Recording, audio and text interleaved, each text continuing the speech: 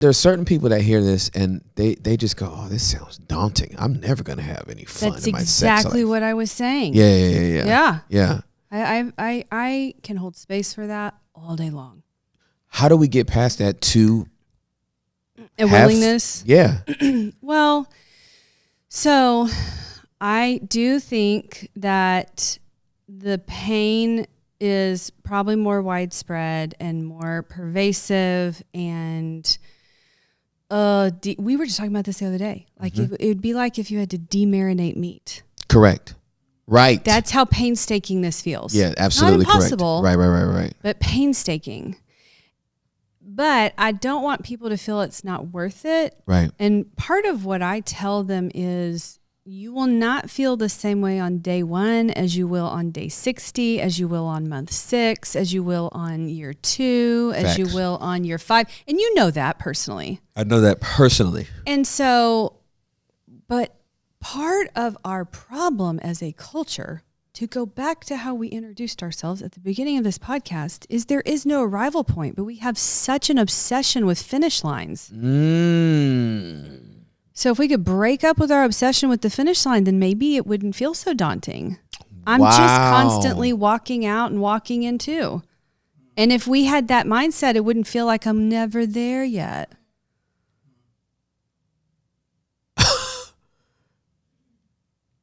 It's a real problem. We need to divorce ourselves from the finish line. Yeah.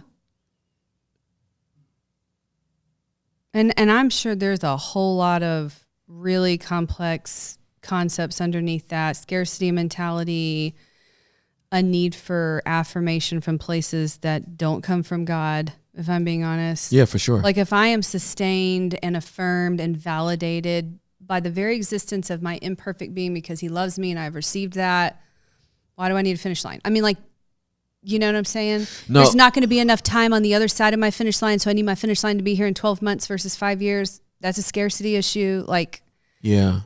Well, here's what's going through my mind right now. Like, I think we might even need to rethink the statement.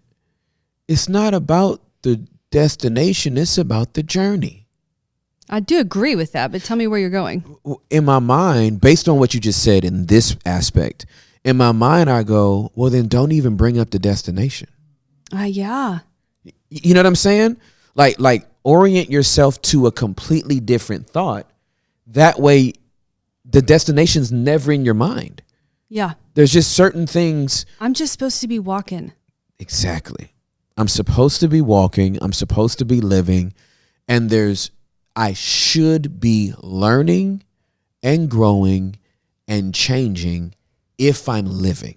And if I'm doing all those things, at any given moment, I can pause and look back and go, look how far I've come. That's right. And that's the testimony. Yeah. Not that I finished. Yeah, absolutely. But that I walked. Yeah. That I journeyed. Yeah. I think I would move the destination. Because people, you say destination and people think destination is marriage.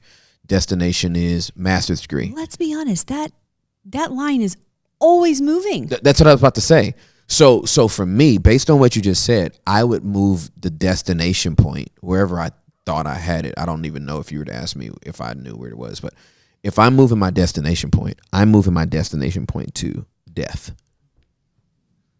That's when you're done. I'll be done growing. Yeah. Actually, I won't be done growing. I will be growing until I die. Yeah. I will be learning until I die. Like we've read the cheat book on this. Like we already know that that's true, but it's like we cannot receive that. Wow. Which puts us on a hamster wheel of never-ending finish lines that actually perpetuates our dissatisfaction in life. That's exactly right. That's exactly right. Because we've been trained from the time, really from kindergarten, right? Like yeah. Prescott's going to graduate from kindergarten. Yeah. Which is crazy. That's so cute. That he's going to graduate from kindergarten. Like not just be done with it so he can go to first grade. We're talking about dun dun dun dun dun. All kindergarten graduations are like the cutest. We are cap and gowning 5 and 6 year olds. It's so great. This is crazy, right? So I'm like in my mind, I'm going, oh my goodness, we should be at an age and stage as adults. We should. That's a robust engine. Yeah. We should be at an age and stage as adults where we can say, you know what? I'll be growing until I'm dead. I'll be learning until I'm dead. I'll be living until I'm not. And as long as I am living, there is an opportunity for me to grow. There's an opportunity for me to learn. There's an opportunity for me to change. Yeah. That is now what is calibrating my life. Yeah. Which means I can learn this lesson today. I can learn it 10 days from now. I can learn it 10 months from now. Yeah. I can learn it 10 years from now. Yeah. It'd be good to learn it earlier, but if I don't, okay. I know. And the other thing that comes up for me is we have a lot of, I mean, I like some audaciousness, but like, it's a lot, like, who has the audacity to decide that they understand where those thresholds should be and like how we're supposed to arrive? I mean, that part. If you really start thinking about it, I'm like, who am I? Yeah, that's very true. That's or very anybody true. else to put it on you that like, that's this very is true. what you should have met these things. And I'm like, because I get, so let's talk about another place that shows up is I work with a lot of relationships and couples and marriages, and they're like, you're not the same person I married. And I'm like, praise God for that. I mean, that was 10 years ago. That's correct. You're like, we should not want That's to exactly be the right. same person. That's so this exactly idea right. that you could, or the people who aren't getting married because they can't figure out like who and is it right enough? And I'm like, yo, you're acting like there's like enough assessments in the world to know yourself, know somebody else, and know that that's going to match. Nobody has that getting married. That's exactly Nobody right. has that. Nobody has that. Nobody. The statement I make too, I very rarely do premarital counseling anymore, but when I do, the statement I make and I have historically made is this premarital counseling process is going to allow you to make an informed decision based on what you know now. Yeah. About this individual. But when you get down to that altar, you are saying I do to what you don't know. Yeah. That's what you're committing to. Yeah. What you know is what got you to put on that white dress, okay? And what got you to put on that tux and that cummerbund, right? And get that little corsage pinned into your lapel.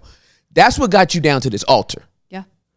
But that I do, that exchange of vows, you are saying I do to what you don't know, not to what you do know. Mm-mm. What you do know is what made you get dressed up.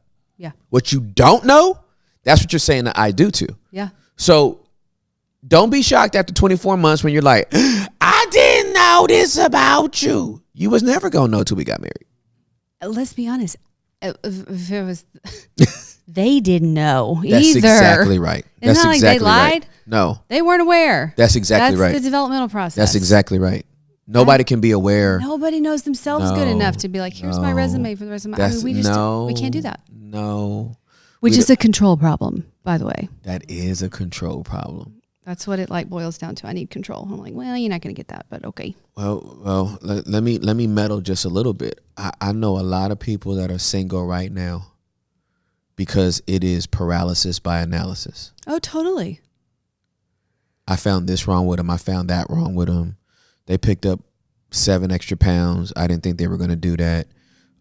This person, I don't like the way they got one tooth that's brown. Yeah. And it's just throwing me off. I wonder what else is wrong with it. And you're like, what is happening right now? Well, and I'm again, if I were given a case to work with that sounded like that, I would have been like, where did these messages come from that we need to detox from? Oh goodness.